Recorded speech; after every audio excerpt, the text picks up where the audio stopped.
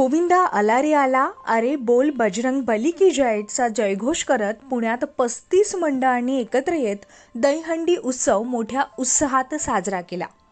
पुण्याच्या इतिहासात एवढ्या मंडळांनी एकत्र येत उत्सव साजरा केला हे पहिल्यांदाच घडलं असल्यानं सर्व स्तरातून याचं कौतुक होतंय। आमची हंडी मोठी की तुमची अशी स्पर्धा अनेक मंडळांमध्ये पाहायला मिळते। मात्र पुण्यातील मंडळांनी यावेळी एकत्र येत दहीहंडी हा उत्सव साजरा करत एक अनोखा एकोप्याचा सामाजिक संदेश दिलाय। पुण्यातील लाल महाल चौक या ठिकाणी हा उत्सव साजरा करण्यात आला। रात्री उशिरा दहीहंडी उत्सव संपन्न झाला। ढोल पथकाचं वादन देखील यावेळी झालं।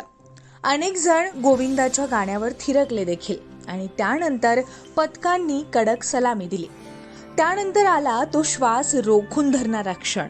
एकावर एक असे गोविंदा पथकांचे 6 ते 7 थर चढू लागले।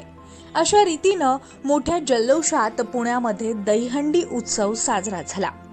अनेक मंडळांकडून प्रमुख रस्ते आणि चौकात दहीहंडी कार्यक्रमाचं आयोजन केलं जात असल्यानं वाहतूक कोंडी होऊन नागरिकांचे हाल होतात। सुरक्षा व्यवस्थेचाही प्रश्न निर्माण होतो। तसेच प्रत्येक मंडळाने स्वतंत्र दहीहंडी कार्यक्रम आयोजित केल्यास ध्वनी प्रदूषणाचे प्रमाणही वाढते आणि हीच बाब लक्षात घेऊन युवा उद्योजक पुनीत बालन यांनी मंडळांना एकत्र येऊन संयुक्त दहीहंडी करण्यासंबंधीचे आवाहन केले होते आणि त्याच अनुषंगाने पुण्यामध्ये 35 मंडळांनी एकत्र येत दहीहंडी हा उत्सव साजरा केला, असं त्यांनी माध्यमांशी बोलताना म्हटलं।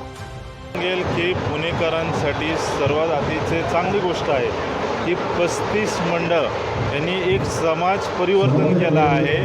आज 35 मंडळ जे 20-20 मीटरवर 25-25 मीटरवर दहीहंडी साजरा करायचे ते न करता, कारण त्या दहीहंडीला अर्थच नव्हता, फक्त तू मोठा की मी मोठा असं करण्यासाठी ते दहीहंडी करायचे।